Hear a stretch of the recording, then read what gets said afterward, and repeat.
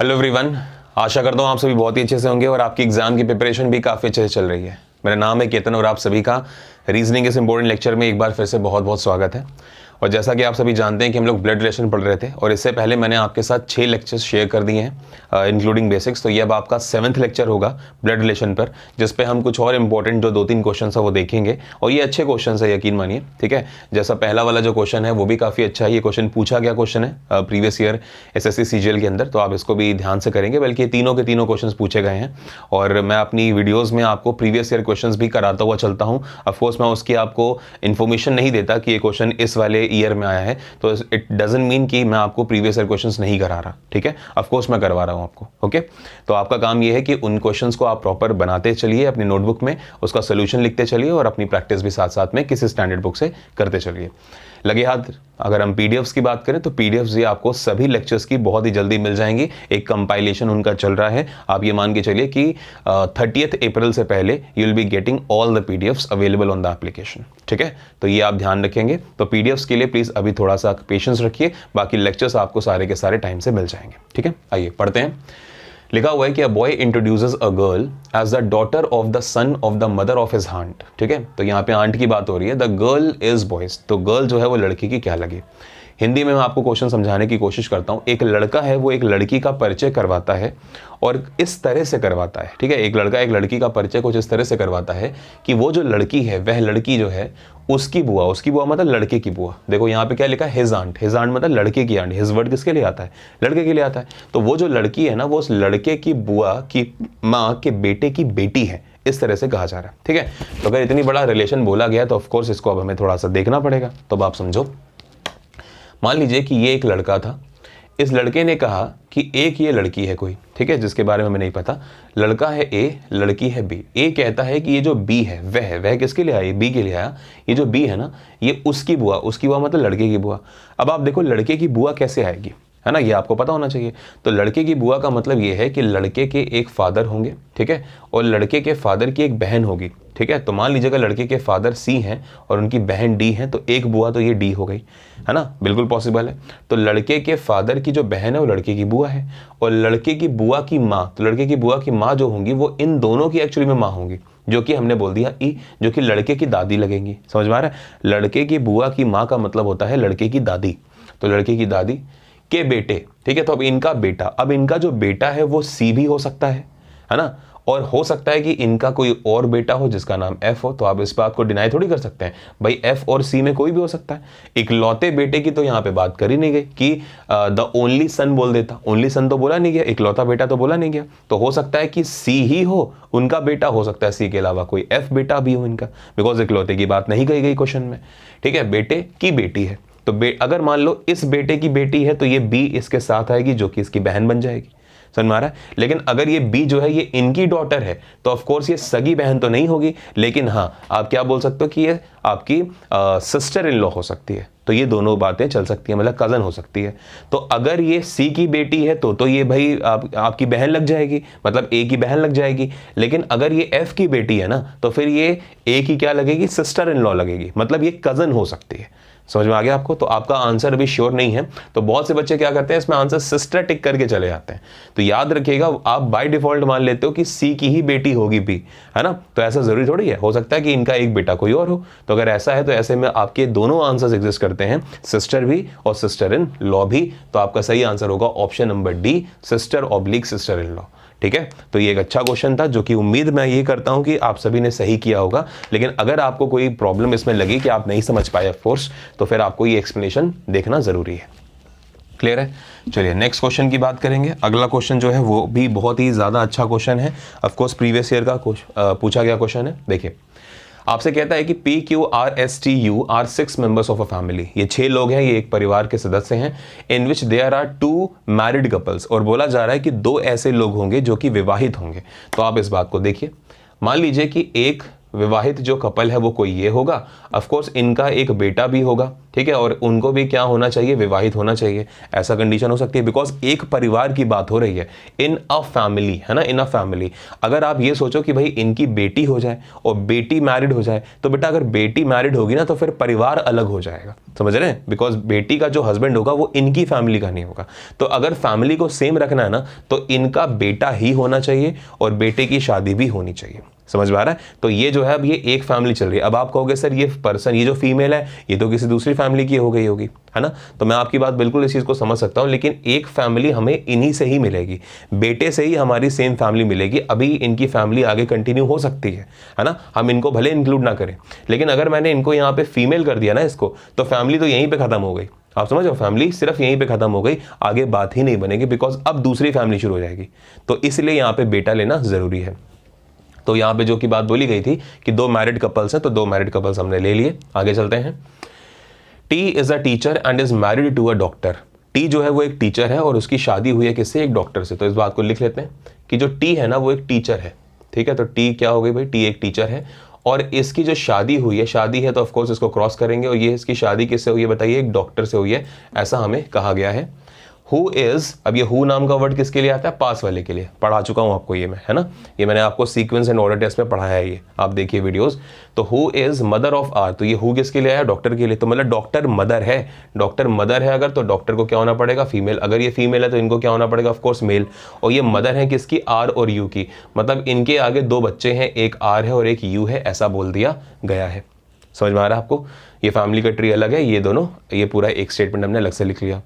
फिर आपसे कहता है कि P has 1 son and 1 grandson, ठीक है, नहीं उससे पहले लिखा हुआ है कि Q the lawyer is married to P, ठीक है, इसको अलग से लिख लेते हैं कि Q जो है वो एक लॉयर है, ठीक है। लॉयर जो वर्ड है ये आपको पता होना चाहिए कि ये एक ऐसा कॉमन वर्ड है जो कि ना तो मेल के लिए ना तो फीमेल के लिए, बल्कि दोनों के लिए एग्जिस्ट करता है, वो भी बराबर तौर पे, समझ रहे हैं आप इस बात को। तो क्यू जो है वो एक लॉयर है, ठीक है, और लॉयर होने के साथ साथ इसकी जो शादी हुई है वो किससे हुई है, वो बोला गया है कि उसकी शादी हुई है पी से, तो आप इस बात को यहाँ पे लिख लीजिए। लेकिन इससे ये नहीं पता लगता कि क्यू मेल है या पी मेल है ना, अभी कुछ भी नहीं क्लियर है, इसको हमने ऐसे का ऐसे लिख लिया। और फिर हमसे बोला गया है कि P has 1 son and 1 grandson, ऐसा भी बोला गया। तो अगर इनका एक बेटा है तो बेटा नीचे यहाँ पर, और उनका एक और बेटा होगा बिकॉज ग्रैंड सन की बात करी गई है ना। तो आप देखो परिवार में कितने लोग हुए, 2 और 2 4 तो यही थे, ठीक है, और यहाँ पर भी आपको 4 दिख रहे हैं, तो 4 4 8 हो गए, तो मतलब गलत हो रहा है, तो आपको इसको और इसको अरेंज करना पड़ेगा भाई, जरूरी है ना। अब आप देखो अगर हम इसको अरेंज करने पे चलें तो कैसे अरेंज करेंगे उसको समझिए। मान लीजिए कि ये जो परिवार है ना, ये इसमें आर और यू 2 बच्चे हैं, ठीक है, मान लेते हैं हम। लेकिन अगर हम इसके नीचे जाते हैं तो हमें कोई आर और यू से रिलेटेड कोई इंफॉर्मेशन अभी आगे दी नहीं जा रही है, कुछ ऐसे, चलिए पढ़ लेते हैं एक बार। फिर बोला जा रहा है कि there is 1 student and 1 male engineer in the family, मतलब एक मेल है और वो मेल इंजीनियर होगा और एक स्टूडेंट होगी। स्टूडेंट जो है वो ऑफकोर्स फीमेल भी हो सकती है ना, या मेल भी हो सकता है। तो आर और यू के बारे में ही हमें क्लियर नहीं है, तो इन्हीं में से कोई एक मेल इंजीनियर होगा और कोई एक स्टूडेंट होगी। आगे देखते हैं। Which of the following is true about the grand daughter of the family. एक बात कंफर्म है कि अगर ग्रैंड डॉटर की बात कर दी गई है तो आर और यू में से कोई एक तो ग्रैंड डॉटर जरूर है ना, ये बात भी कंफर्म है। तो चलिए अब हम इसको फिट करते हैं। मान लीजिए कि अगर हम यहाँ पर रख देते हैं कि भाई यहाँ पर आ गया कौन, क्यू, तो अगर ये क्यू यहाँ पर आ गया तो क्यू को क्या होना पड़ेगा बताओ, लॉयर होना पड़ेगा, सही है। तो अगर क्यू लॉयर होता है इन केस मान लिया 2 मिनट के लिए, तो फिर पी को क्या होना पड़ेगा, पी को फीमेल होना पड़ेगा, मान लीजिए। तो अगर क्यू लॉयर है और पी फीमेल है तो ऐसी कंडीशन में इनका एक आगे बच्चा जो होगा वो होगा टी, है ना। और टी क्या है, टी का जो प्रोफेशन है वो हो गया भाई टीचर, टी एक टीचर है, ये बात आपको बोल दी गई। लेकिन अब और टीचर अगर ये है तो यहाँ पर ये क्या हो गया, ये डॉक्टर हो गई, है ना, क्योंकि इसकी शादी डॉक्टर से होगी, ठीक है, ये आपको बोला गया। और इनके आगे 2 बच्चे हो जाएंगे, एक आर और एक यू, जिसके बारे में हमें नहीं पता कि कौन मेल है और कौन फीमेल है। लेकिन आपसे आगे देखिए, granddaughter of the family if R is a male member of the family, ये बात आपको बोल दी गई है। तो अगर आर मेल मेंबर है तो आर को मेल होना पड़ेगा, तो फिर यू को फीमेल होना पड़ेगा, बिकॉज ग्रैंड डॉटर की बात भी करी गई है क्वेश्चन में, तो ऑफकोर्स यही ग्रैंड डॉटर बनेगी। लेकिन इस पूरे अरेंजमेंट में एक बात जरूर ये सामने आ रही थी कि क्या गारंटी है कि क्यू ही मेल होगा। ऑफ कोर्स क्यू तो फीमेल भी हो सकती है और पी भी मेल हो सकता है, लेकिन उसके लिए आपको एक लाइन यहाँ पे पढ़नी पड़ेगी कि of the 2 married ladies 1 is housewife, ठीक है। 2 जो मैरिड लेडीज हैं उनमें से एक क्या है, हाउसवाइफ। अब आप देखो यहाँ पर जो एक मैरिड है वो डॉक्टर बन चुकी है ना, और दूसरी को क्या बनना पड़ेगा, हाउसवाइफ। तो ऑफ कोर्स ये तो लॉयर है ना, क्यों तो लॉयर है, तो अगर क्यों लॉयर है तो ऑफ कोर्स क्यों फिर फीमेल नहीं बन सकता। तो अगर ये फीमेल नहीं बन सकता तो फीमेल कौन बनेगी, ऑफ कोर्स पी ही बनेगी।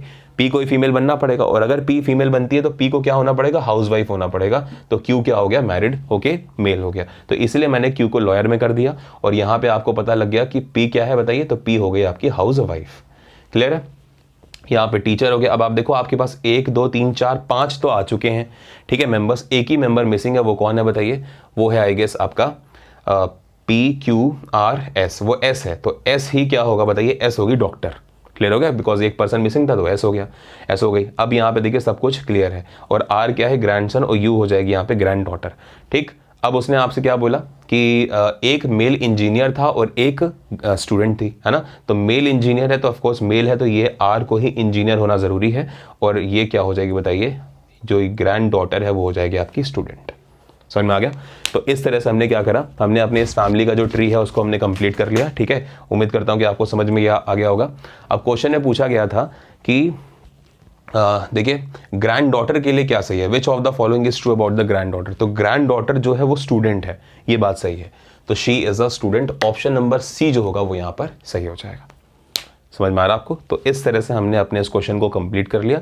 उम्मीद करता हूँ कि आपको समझ में आया होगा। ठीक है, चलिए बस जो आपको स्टेटमेंट्स दिए जा रहे हैं उन स्टेटमेंट्स को ही आपको कंबाइन करना है और अपना आंसर करना है। चलिए एक और नेक्स्ट क्वेश्चन देखिए। इस क्वेश्चन में फिर से हम बात करेंगे कुछ नंबर्स की बात करेंगे कि परिवार में कुल कितने सदस्य हैं, उस हिसाब से मेल मेंबर्स की बात हो रही है इस क्वेश्चन में। पढ़ते हैं, देखिए 6 members of a family namely A B C D E and F are traveling together। ये 6 लोग जो हैं ये एक साथ यात्रा कर रहे हैं। B is the son of C। B जो है उसके बारे में कहा गया कि ये जो सन है ये किसका सन है, ये सी का सन है। अब सी का सन है तो सी के बारे में अभी क्लियर नहीं है कि मेल होगा या फीमेल, आगे पढ़ते हैं। But C is not the mother of B. C जो है वो बी की माँ नहीं है, तो अगर माँ नहीं है और ये सन है तो इनको फिर क्या होना पड़ेगा, मेल होना पड़ेगा, मतलब फादर होगा। मदर नहीं है तो फिर फादर होगा। A and C are married couples. A and C are married couples, तो फिर ए की शादी होगी सी से, तो ए जो होंगी वो बी की क्या हो जाएंगी, मदर हो जाएंगी। ठीक है, फिर उसने कहा कि ए इज द ब्रदर ऑफ सी।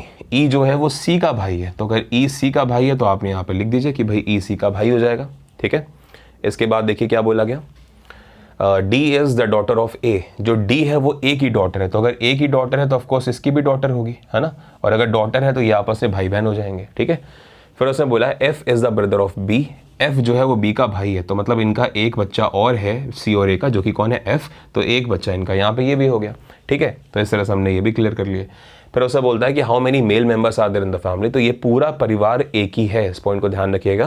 तो अगर पूरा परिवार एक है तो परिवार में कुल कितने सदस्य पूछे जाएं, तो आप सभी को इंक्लूड करिएगा, मतलब 3 और 3 6 बोलोगे आप ये नहीं कर सकते कि सर ये जो पर्सन है ए ये तो किसी दूसरी फैमिली की है, नहीं, वो अलग ठीक है, बात समझ में आती है, लेकिन अब वो इस परिवार का हिस्सा है। तो परिवार में इस समय 6 सदस्य हैं, लेकिन आपसे बोला जा रहा है कि how many male members are there in the family. Male members कितने हैं, तो मेल मेंबर्स यहाँ पर 1 2 3 और ये 4, तो 4 जो पर्सन आप देख रहे हो वो क्या हैं, वो मेल मेंबर्स हैं। इसलिए यहाँ पे आपका सही आंसर क्या होगा, option number D will be your सही आंसर। ठीक है, तो उम्मीद करता हूँ कि आपको ये पॉइंट क्लियर हो गया होगा अच्छे से।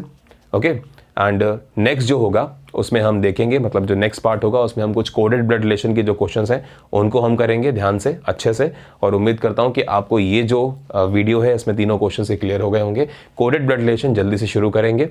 प्रीवियस जितने पढ़ाए जा चुके हैं आपको क्वेश्चंस, उनको आप जरूर एक बार रिवीजन करिए, प्रैक्टिस करिए किसी अच्छे बुक से, और अगर आपको कोई भी क्वेरी है तो आपके पास नंबर है, आप मुझे व्हाट्सएप कर सकते हैं। ठीक है, तो आज के लिए इतना ही इस वीडियो में। Thank you, good luck, have a nice day, keep studying.